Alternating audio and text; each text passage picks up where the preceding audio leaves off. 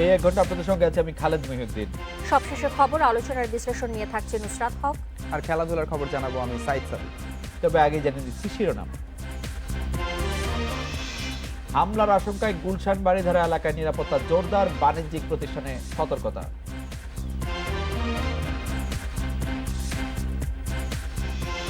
উপজেলায় তৃতীয় ধাপের নির্বাচনেও ভোটার খরা, সমালোচনা গায়ে মারতে রাজি নয় কমিশন।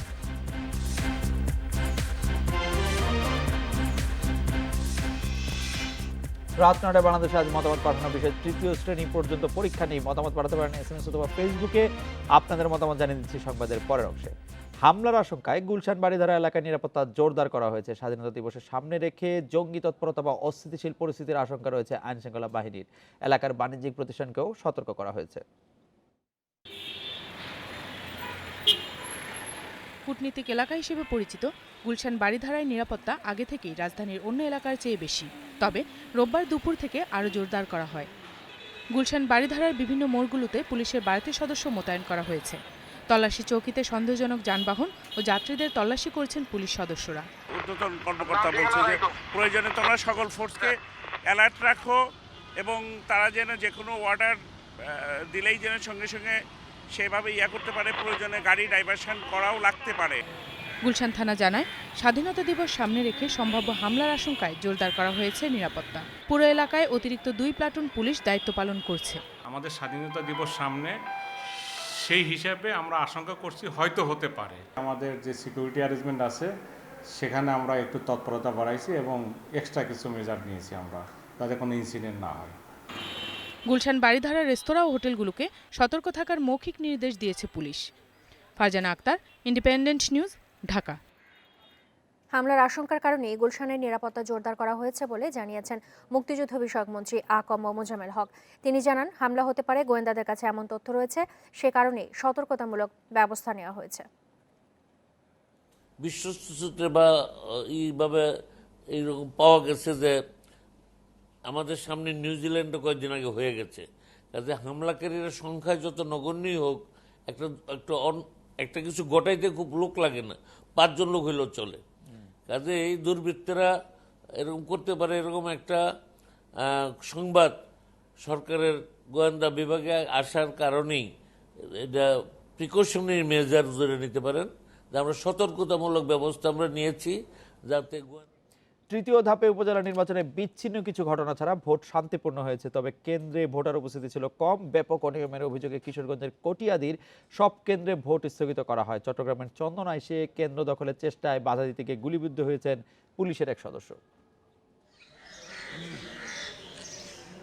কম ভোটার উপস্থিতি ও বিচ্ছিন্ন কিছু সহিংসতা অনিয়মের মধ্য দিয়ে 116 উপজেলায় ভোট শেষ হয় রোববার বিকেল 4টায়। কিশোরগঞ্জের 13 উপজেলার বেশিরভাগ কেন্দ্রেই ভোটার ছিল কম। কটিয়াদী উপজেলায় ভোট শুরুর 1 ঘন্টার মধ্যেই স্থগিত করা হয় সবকটি কেন্দ্র। আগের রাতে ভোট বাক্স ভরার অভিযোগে অতিরিক্ত পুলিশ সুপার শফিকুল ইসলাম ও কটিয়াদী থানার ওসি শামসুদ্দিনকে প্রত্যাহার করা হয়েছে। আমাদের প্রিজাইডিং অফিসারদেরকে ভয়ভীতি দেখিয়ে জোর করে তারা ছিল মারছে। তো আমরা এই বিষয়টি অবগত হয়ে আমরা আমাদের কমিশনের ঊর্ধ্বতন কর্মকর্তাদের সাথে আমরা যোগাযোগ করি। আমাদের কমিশনের নির্দেশনা মোতাবেক আমরা কটিয়াদী উপজেলা পরিষদের ভোট গ্রহণ আমরা আজকে আসলে বন্ধ করেছি। চট্টগ্রামের 4 উপজেলাতেও ছিল না ভোটারের ভিড়। চন্দনাইশের একটি কেন্দ্র দখলের চেষ্টার সময় বাধা দিতে গেলে গুলিবিদ্ধ হন এক পুলিশ সদস্য। এদিকে দুপুরে কক্সবাজারের পেকুয়ায় একটি ভোটকেন্দ্রের পাশে গোলাগুলিতে আহত হন 4 জন। মানিকগঞ্জের দৌলতপুরে নৌকা প্রার্থীর সমর্থকদের কেন্দ্র দখল ও এজেন্টদের মারধরের অভিযোগে ভোট বর্জন করেন 2 বিদ্রোহী প্রার্থী। জীবনপুরের 27 নং ভোটকেন্দ্রে নৌকা প্রতীকে সিল মারার অভিযোগে ওই কেন্দ্রের সহকারী প্রিজাইডিং অফিসার রুহুল আমিনকে আটক করা হয়। এছাড়া মানিকগঞ্জ সদর উপজেলার মত্ত সরকারি প্রাথমিক বিদ্যালয় কেন্দ্রে ইভিএম মেশিনের ত্রুটির কারণে প্রায় 2.5 ঘন্টা ভোট গ্রহণ স্থগিত ছিল। কুষ্টিয়ার মিরপুরে ভোটকেন্দ্র থেকে দেশীয় অস্ত্রসহ জাসদ সমর্থিত প্রার্থীর এক সমর্থককে গ্রেপ্তার করে পুলিশ। শেরপুরে জাল ভোট দেওয়ার অভিযোগে আটক হন 6 জন। এছাড়া গাজীপুর, চাঁদপুর, মাগুরা, নড়াইল, চাঁপাইনবাবগঞ্জ, চুয়াডাঙ্গা ও মাদারীপুরের বিভিন্ন উপজেলায় ভোটার উপস্থিতি কিছুটা কম থাকলেও পরিবেশ ছিল শান্তিপূর্ণ। Shahnaz Parvin, Independent News. উপজেলা নির্বাচনে ভোটার উপস্থিতি নিয়ে সমালোচনা হলেও কমিশনের এ নিয়ে মাথা ব্যথা নেই জানিয়েছেন ইসি সচিব হেলাল উদ্দিন আহমদ। তিনি মনে করছেন ভোটার উপস্থিতি নয়, সুষ্ঠু ভোট নিশ্চিত করাই কমিশনের কাছে গুরুত্বপূর্ণ। নির্বাচন বর্জনকারীরা ভোটারদের কেন্দ্রে যেতে নিরুৎসাহিত করেছে বলেও দাবি তার। তৃতীয় ধাপের ১১৬ উপজেলায় রোববার ভোট গ্রহণ শেষে ঢাকায় নির্বাচন ভবনে সংবাদ সম্মেলন করেন ইসি সচিব হেলাল উদ্দিন আহমদ। জানান, অনিয়মের প্রমাণ পাওয়ায় স্থগিত করা হয়েছে কিশোরগঞ্জের কটিয়াদি উপজেলার ভোট। এছাড়া চট্টগ্রামের চন্দনা এসে গোলাগুলির ঘটনায় 2 কেন্দ্রসহ 10 জেলার 19 কেন্দ্রের ভোট স্থগিত করার তথ্য দেন সচিব। বলেন, কটিয়াদির ঘটনায় তদন্ত করে জড়িতদের বিরুদ্ধে নেওয়া হবে ব্যবস্থা। ১১৬টি উপজেলার নির্বাচন আজকে মোটামুটি শান্তিপূর্ণভাবে অনুষ্ঠিত হয়েছে। এটা তদন্ত করা হবে এবং এই অনিয়মের সাথে যদি আরও কেউ সম্পৃক্ত থাকে তাদের বিরুদ্ধে প্রয়োজনীয় আইনানুগ ব্যবস্থা গ্রহণ করা হবে। সচিব জানান, এ ধাপে 40 থেকে 45% ভোট পড়তে পারে। নির্বাচনে ভোটার উপস্থিতি কম হলেও কমিশন নির্বাচন সুষ্ঠু ও শান্তিপূর্ণ করতে পেরে খুশি বলেও জানান তিনি। নির্বাচনে তারা অংশগ্রহণ করে নাই, তাদের সমর্থক তো রয়েছে, তারা তো ভোট কেন্দ্রে আসেনি। আবার ওদের পক্ষ থেকেও কিন্তু ভোট কেন্দ্রে না আসার জন্য প্রচারণা আছে। পার্সেন্টেজ কত হলো এটা নিয়ে আমাদের কোনো মাথা ব্যথা নেই। আমাদের বিষয়টা হলো শান্তিপূর্ণভাবে নির্বাচনটা অনুষ্ঠিত হয়েছে। নির্বাচনে ভোটার উপস্থিতি বাড়ানোর দায়িত্ব কমিশনের নয় উল্লেখ করে এ বিষয়ে রাজনৈতিক দলগুলোকে উদ্যোগ নেওয়ার আহ্বান জানান সচিব। Masudur Rahman, independent news, Dhaka. প্রথম দফায় 43% এবং দ্বিতীয় দফায় 41%। এবার 40 থেকে 45% ভোট পড়েছে বলে জানা গেছে।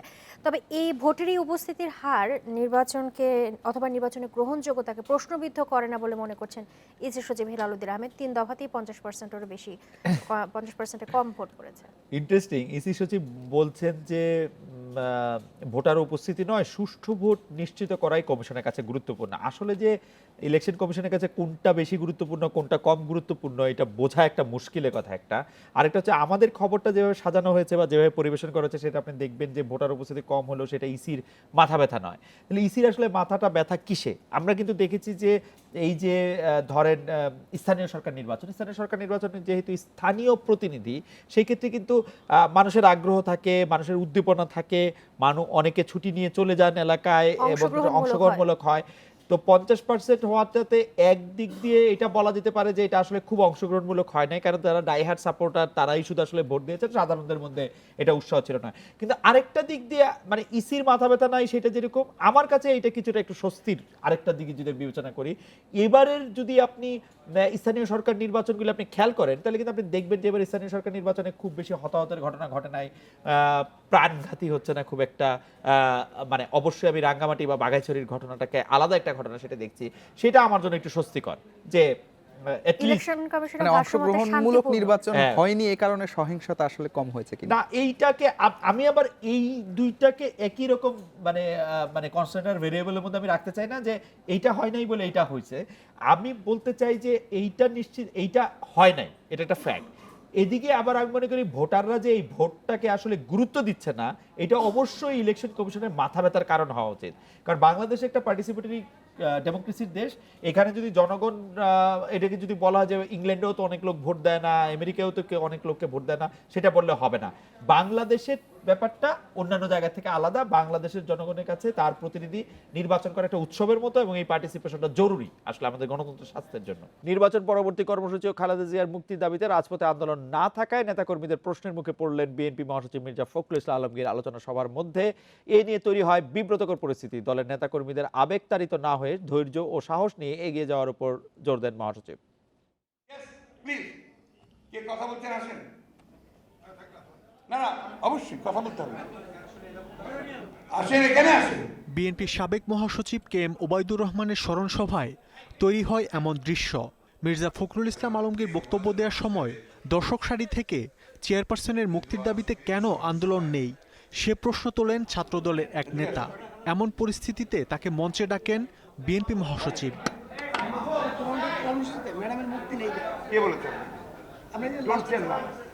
মিথ্যা কথা বলবেন না। কে বললো? প্রথম কর্মসূচি আছে না, সেখানে আছে একদম। এর আগে নির্বাচনে অংশ নেয়া এবং ভোট পরবর্তী পরিস্থিতি নিয়ে বিএনপির ভাইস চেয়ারম্যান শাহ মোয়াজ্জেম হোসেনের প্রশ্নের মুখে পড়েন দলের মহাসচিব। আমরা যা পারি করব, না পারলে করব না, নির্বাচন করব না। কিন্তু এটা কি হলো, কি হলো আজকে? ঠাটা পড়লো মানুষের মুখে। আমি মনে করি আমরা সঠিক সিদ্ধান্ত নিতে ব্যর্থ হয়েছি। তারই জন্যে এই বৃদ্ধ বয়সে বেগম খালেদা জিয়া জেলে।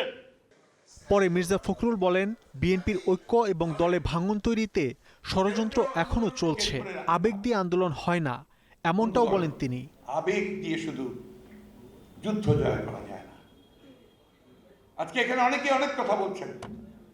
আমরা দেখেছি আমাদের নেত্রীর গ্রেফতারের পরে যখন আমরা প্রোগ্রাম দিয়েছি, কর্মসূচি দিয়েছি, আমরা তো সবচেয়ে ভালো দেখেছি যে কতজন এসেছেন, কতজন আসেন। সবাই ঐক্যবদ্ধ হলে খালেদা জিয়ার মুক্তি এবং গণতন্ত্রের বিজয় অর্জন সম্ভব বলেও মন্তব্য করেন মির্জা ফখরুল। বিএনপি কোনোদিন নিঃশেষ হবে না। মাহমুদ শরীফ, ইন্ডিপেন্ডেন্ট নিউজ, ঢাকা। স্বাধীনতা দিবস উপলক্ষে সপ্তাহব্যাপী সমরাস্ত্র প্রদর্শনী উদ্বোধন করেছেন প্রধানমন্ত্রী শেখ হাসিনা। জাতীয় প্যারেড স্কোয়ারে বিকেলে সশস্ত্র বাহিনী আয়োজিত এই প্রদর্শনীর উদ্বোধন করেন প্রধানমন্ত্রী। পরে বিভিন্ন স্টল পরিদর্শন করেন তিনি। দেশ গঠনে সশস্ত্র বাহিনীর ভূমিকা ও সক্ষমতা তুলে ধরতে প্রতি বছরই সমরাস্ত্র প্রদর্শনী আয়োজন করে সশস্ত্র বাহিনী বিভাগ। রোববার জাতীয় প্যারেড স্কোয়ারে এ বছরের প্রদর্শনী উদ্বোধন করেন প্রধানমন্ত্রী শেখ হাসিনা। বিকেল 4টায় প্যারেড স্কোয়ারে পৌঁছলে প্রধানমন্ত্রীকে স্বাগত জানান তিন বাহিনীর প্রধান। জাতীয় সঙ্গীত বাজিয়ে প্রধানমন্ত্রীকে বরণ করে নেওয়া হয়। ফ্লাইপাস্টের মাধ্যমে প্রধানমন্ত্রীকে অভিবাদন জানায় বিমান বাহিনীর একটি চৌকস দল। প্যারাট্রুপিংয়ের মাধ্যমে প্রধানমন্ত্রীকে অভিবাদন জানায় সেনা, নৌ ও বিমান বাহিনীর প্যারাট্রুপাররা। প্রদর্শনীর বিভিন্ন স্টল ঘুরে দেখেন প্রধানমন্ত্রী। 7 দিনব্যাপী সমরাস্ত্র প্রদর্শনী চলবে আগামী 31 মার্চ পর্যন্ত। প্রতিদিন সকাল 9:30 থেকে বিকেল 5:30 পর্যন্ত সর্বসাধারণের জন্য উন্মুক্ত থাকবে এই আয়োজন। Ashik Hossain, independent news, Dhaka. কূটনীতিকদের ভুলেই 25শে মার্চের গণহত্যার আন্তর্জাতিক স্বীকৃতি আসে না বলে জানিয়েছেন মুক্তিযুদ্ধমন্ত্রী আ ক ম মোজাম্মেল হক। 2015 সালের 9 ডিসেম্বরকে জাতিসংঘের স্বীকৃতি দিলেও বাংলাদেশের প্রেক্ষাপট তারা সঠিকভাবে তুলে ধরতে পারেননি বলে মনে করেন তিনি। জাতীয় প্রেস ক্লাবে এক সেমিনারে মন্ত্রী আরও জানান, মুজিবনগর সরকারে খন্দকার মোশতাক ও জিয়াউর রহমানের ভূমিকা প্রকাশে ট্রুথ কমিশন করা হবে।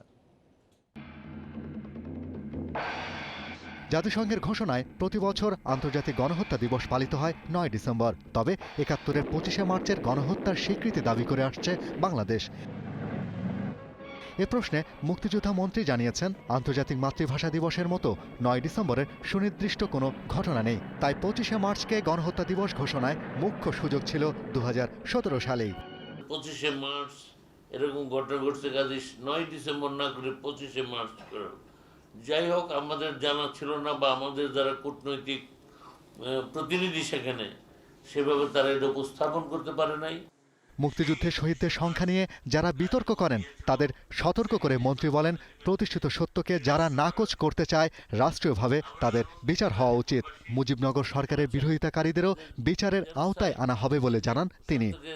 ডিনায়াল যে অ্যাক্ট যেটা বিভিন্ন দেশে আছে সেটা আমাদের দেশে হওয়া একান্ত প্রয়োজন, যে তাদের বিরুদ্ধে এই সমস্ত প্রতিষ্ঠিত সত্যকে যারা বিতর্কিত করতে চায় তাদের বিরুদ্ধে অবশ্যই রাষ্ট্রীয়ভাবে তাদের বিচার হওয়া উচিত। তাদের সরকার পররাষ্ট্র মন্ত্রণালয়ের মাধ্যমে 25 মার্চের গণহত্যার বিষয়ে বিশ্বে জনমত গঠনে কাজ করছে উল্লেখ করে মোজাম্মেল হক জানান, আগামীতে বিসিএস পরীক্ষায় মুক্তিযুদ্ধের ইতিহাস নিয়ে 100 নম্বরের প্রশ্নপত্র রাখার পরিকল্পনা রয়েছে। Shahriar Anirban, independent news, Dhaka. খেলাধুলার খবরের জন্য সাইসাদি আপনার কাছে যাচ্ছে। আজকে বাংলাদেশের জন্য একটি অসাধারণ দিন। আজকের দিনে সাকিব আল হাসান জন্ম নিয়েছিলেন, তবে সাকিবের জন্য আজকের দিনটি খুব ভালো যায়। বিশেষ দিনে আসলে শেষ ওভারের চাপটাও তাকে নিতে হয়েছে এবং ম্যাচটা হেরে গেছে। সাকিবের উপহারটা আসলে হয়নি, সেই খবর জানাচ্ছি। ঢাকা প্রিমিয়ার ডিভিশন ক্রিকেট লিগে কাল মিরপুরে 2 চির প্রতিদ্বন্দ্বীর দ্বৈরথ। শক্তিমত্তা ও সাম্প্রতিক সাফল্যে এগিয়ে আবাহনী, মর্যাদার লড়াইয়ে জিততে চায় মোহামেডান। দিনের অন্য ম্যাচে ফতুল্লায় লড়বে গাজী গ্রুপ ক্রিকেটার্স ও শেখ জামাল, আর বিকেএসপিতে রূপগঞ্জ খেলবে খেলাঘরের বিপক্ষে। আবাহনী মোহামেডান ম্যাচের সেই উত্তাপ, উন্মাদনা কিংবা আগ্রহ আর নেই। সমর্থকদের মতো ক্রিকেটাররাও এটাকে 8-10টা ম্যাচের মতো দেখেন। কিতাবে কিংবা গল্পের আসরে আবেগী আড্ডা ছাড়া মাঠের লড়াইয়ে তেমন কিছুই নেই ক্রিকেট প্রেমীদের জন্য। প্রেক্ষাপটে শুধুই সুপার 6-এর পথে এগিয়ে যাওয়া। আবাহনী কিছুটা সুবিধাজনক অবস্থানে, 5 ম্যাচে 4 জয়ে মাশরাফি সাব্বিররা সবার উপরে। চিন্তা কিছুটা, চাপের মুহূর্তে দায়িত্ব নিতে পারছেন না জাতীয় দলের পরীক্ষিতরা। সৈকত, সাব্বির, শান্ত, মিঠুন উইকেটে থেকেও প্রাইম ব্যাংকের বিপক্ষে দলকে জেতাতে পারেননি। আসলে সকালে যখন প্র্যাকটিস আসলাম তখন আইসে বুঝতে পারলাম যে কালকে মনে হয় আবাহনী মোহামেডান ম্যাচ। তো আসলে ম্যাচ তো ম্যাচ, এখন আবাহনী মোহামেডান এটা সবসময় শুনে আসতেছি যে আবাহনী মোহামেডানটা খুব কম্পিটিটিভ একটা ম্যাচ হয়। সো আমরাও আমাদের টিম হিসাবে যেমন আছে, মোহামেডান টিম হিসাবে খুব ভালো টিম, ওরাও ভালো খেলতেছে লিগে। টানা 3 জয় লিগ শুরু করেছিল মোহামেডান। উঠতে থাকা দল শেষ 2 ম্যাচে হেরে ব্যাকফুটে। মজিদ, নাদিব, সিলভা ফর্মে রয়েছেন। বোলিংয়েও ভরসা দিচ্ছেন শফিউল সোহাগ গাজী। আপনি দেখেন ক্রিকেটে আপনার 50-50-100 ওভারে খেলে, still long way to go. কালকে আপনার টস বলেন, উইকেট বলেন, ফার্স্ট ইনিংস যারা ব্যাটিং বোলিং করবে, সেকেন্ড ইনিংস যারা ব্যাটিং বোলিং করবে, আবাহনী মোহামেডান ম্যাচ কখনোই ওয়ান সাইডেড ম্যাচ হয় না। বিকেএসপিতে 4 জয়ে 4-এ থাকা রূপগঞ্জের লড়াই খেলাঘরের সাথে। ছন্ন ছাড়া খেলাঘর, আসরে জয় একটি। বড় ব্যবধানে হাঁটতে হাঁটতে খাদের কিনারায় দলটি। এমন ম্যাচে সহজ জয়ের আশা রূপগঞ্জের। ফতুল্লাই টি-20 চ্যাম্পিয়ন শেখ জামালের চ্যালেঞ্জ গাজী গ্রুপ। টানা 3 হারের পর 2 জয় এসেছে। সোহানের দল ঘুরে দাঁড়িয়েছে দারুণভাবে। সুপার 6-এর পথে এগিয়ে থাকতে সমান 4 পয়েন্ট পাওয়া গাজীও ছাড় দিতে নারাজ। Mazharul Islam, independent news. ফুটবলের জন্য দ্রুতই আলাদা স্টেডিয়ামের পরিকল্পনা যুব ও ক্রীড়া মন্ত্রণালয়ের। আগামী বাজেটে ফুটবলের উন্নয়নে বরাদ্দ বৃদ্ধির প্রতিশ্রুতি দিয়েছেন প্রতিমন্ত্রী জাহিদ হাসান রাসেল। জানিয়েছেন এখন থেকে ফেডারেশনের গুরুত্ব ভেদে অর্থ বণ্টন করা হবে। তৃণমূলে ফুটবলের প্রসারে বাফুফের তোড়জোড়, অথচ গেল 2 বছর মাঠে গড়ায়নি ঢাকার দ্বিতীয় বিভাগ ফুটবল লিগ। 13 দলের অংশগ্রহণে এবারের লিগের শুরুটা তাই বড় পরিসরে করার চেষ্টা বাফুফের। উদ্বোধন করেছেন যুব ও ক্রীড়া প্রতিমন্ত্রী জাহিদ আহসান রাসেল। কমলাপুর স্টেডিয়ামের আউটফিল্ড নিয়ে অভিযোগ পুরনো। ফুটবলারদের দক্ষতা প্রদর্শনের চেয়ে চোটে পড়ার আশঙ্কাই বেশি। একই অবস্থা বঙ্গবন্ধু স্টেডিয়ামের। ফুটবল ফেডারেশনের নিজস্ব কোনো স্টেডিয়াম না থাকায় সংস্কার কাজে দ্বারস্থ হতে হয় এনএসসির। ক্রীড়া প্রতিমন্ত্রীর আশা, শিগগিরই পৃথক স্টেডিয়াম পাবে ফুটবল ফেডারেশন। ক্রিকেটের চেয়েও বেশি জনপ্রিয় গ্রামে গঞ্জে ফুটবলের বেশি জনপ্রিয়তা রয়েছে। তো অবশ্যই ফুটবলের জন্য আলাদা স্টেডিয়াম করার একটি চিন্তাভাবনা আমাদের রয়েছে। আমরা সে বিষয় নিয়ে কাজ করছি, অন্তত একটি হলেও যাতে করে আমরা ফুটবলের জন্য আলাদা স্টেডিয়াম করতে পারি। তো এই বিষয়ে আমাদের মন্ত্রণালয়ে কয়েকবার আমরা বৈঠক করেছি।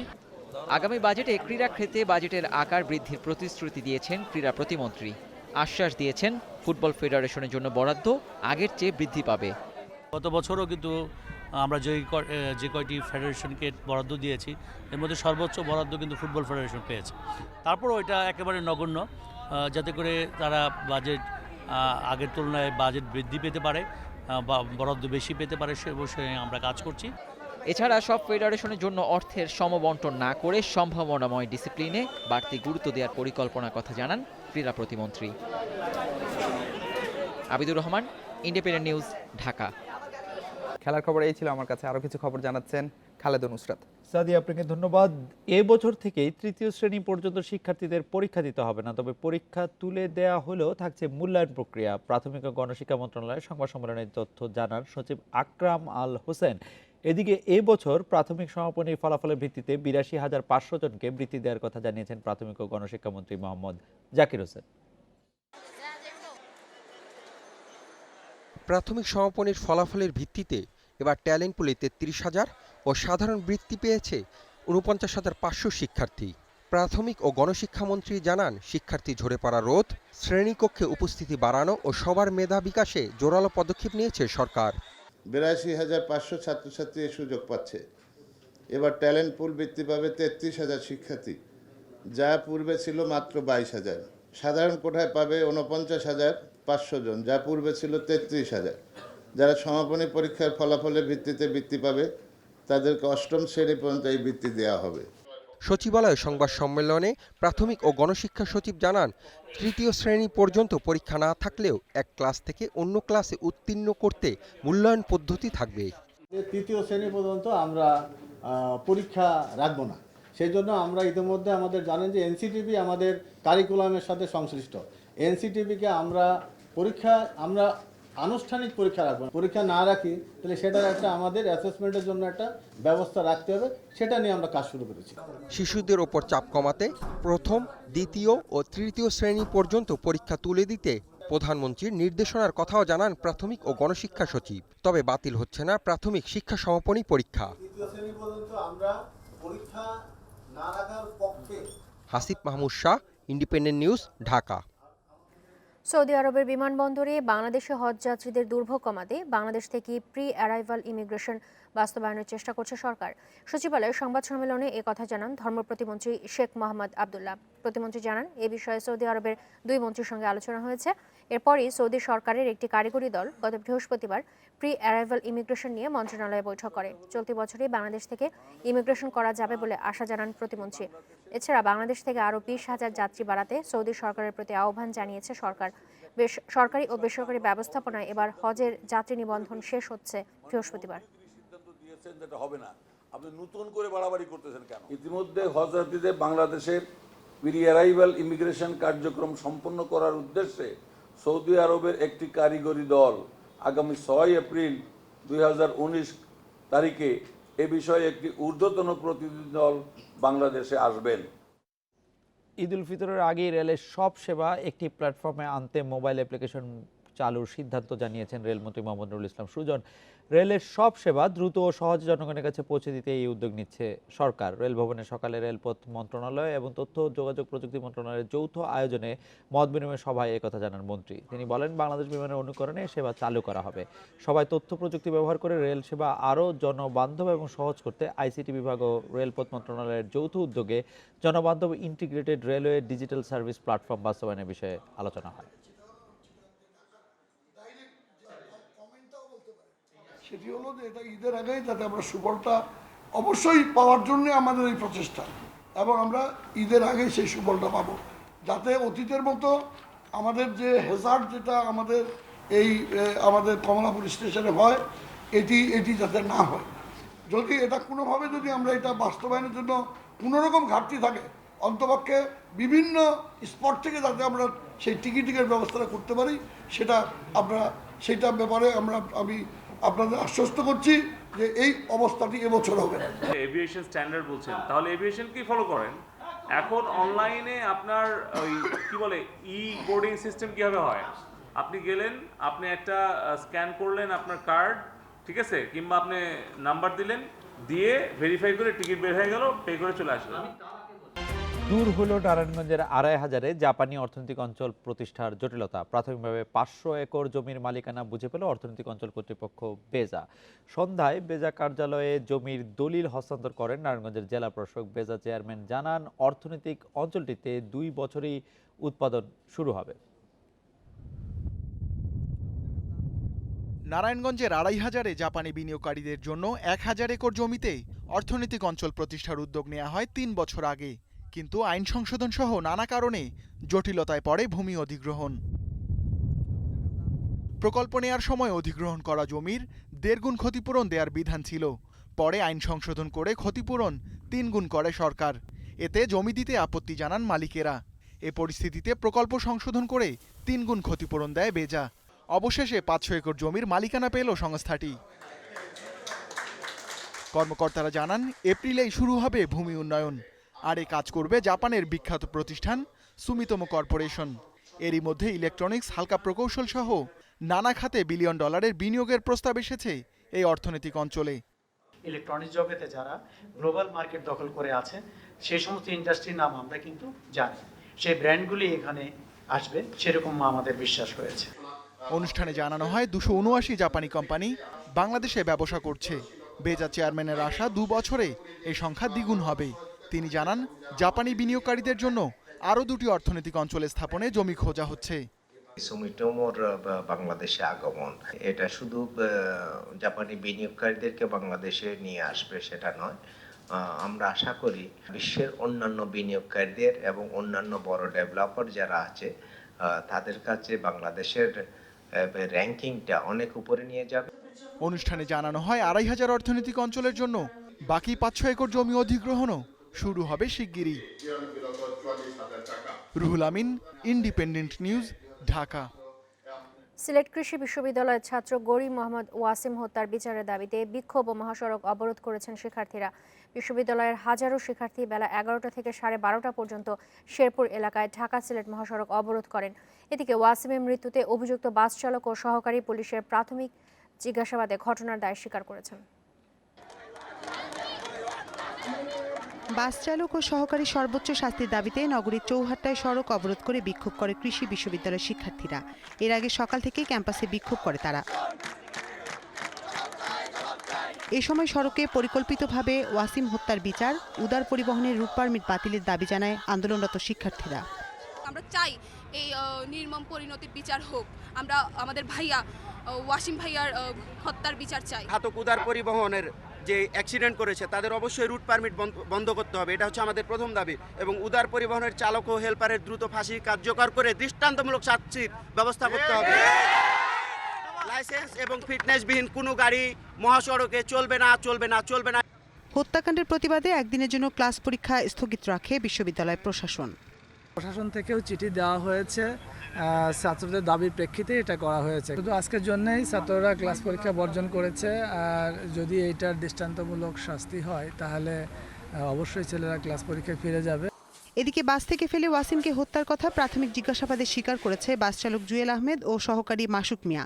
বিষয়টি নিশ্চিত করেছে মৌলভীবাজার সদর থানা পুলিশ।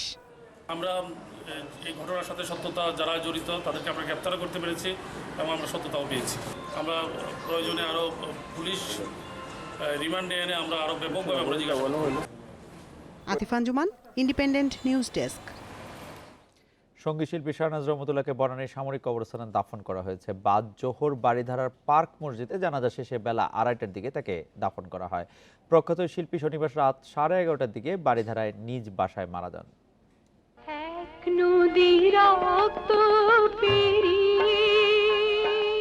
এমন অসংখ্য দেশাত্মবোধক গানে কণ্ঠ দিয়েছেন কিংবদন্তি গায়িকা শাহনাজ রহমতুল্লাহ। একবার যেতে দে না মা, আমার ছোট্ট সোনার গায়ে, এক নদী রক্ত পেরিয়ে, এরকম অসংখ্য কালজয়ী গান দিয়ে অগণিত শ্রোতার মন জয় করেছেন।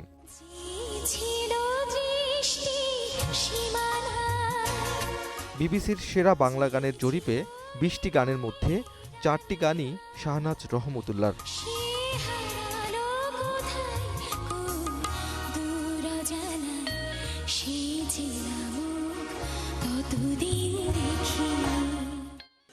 শনিবার রাত 11:30টার দিকে হঠাৎ শ্বাসকষ্টজনিত সমস্যায় মারা যান গুণী এই শিল্পী।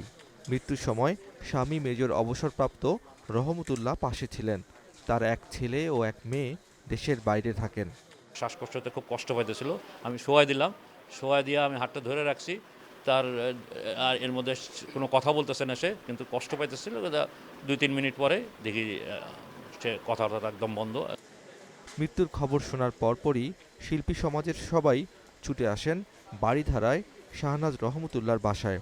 এই হঠাৎ প্রয়াণ মেনে নিতে কষ্ট হচ্ছে সবারই।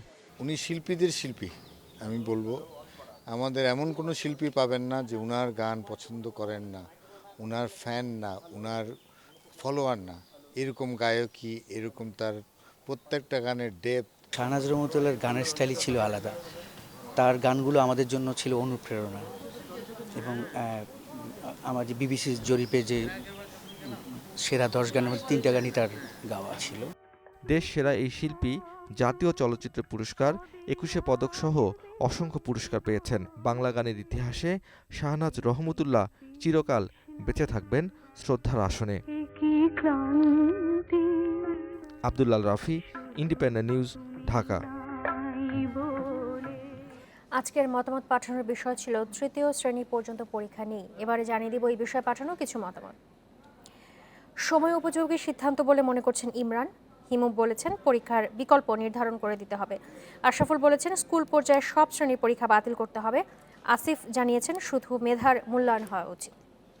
কায়েস বলছেন পরীক্ষা বাতিলের সিদ্ধান্তের নিন্দা জানাই। শিখা বলছেন পরীক্ষা না থাকলে স্কুলে দুর্নীতি বাড়বে মনে করি। রিফাত বলছেন এই সিদ্ধান্ত বাস্তবায়নে সঠিক তদারকি প্রয়োজন। এই ধরনের সিদ্ধান্তের জন্য সরকারকে ধন্যবাদ জানিয়েছেন শাওন। পিয়াল বলছেন স্কুল পর্যায়ে সব পাবলিক পরীক্ষা বাতিল করতে হবে। রায়হান এই সিদ্ধান্তের দ্রুত বাস্তবায়ন চেয়েছেন। এই ছিল রাত 9টায় বাংলাদেশের আয়োজনে। শেষ করব তুরস্কে স্বর্ণ প্রদর্শনীর কিছু ছবি দেখিয়ে। তার আগে বিদায় নিচ্ছি আমরা, তখন সাথে থাকার জন্য ধন্যবাদ সবাইকে।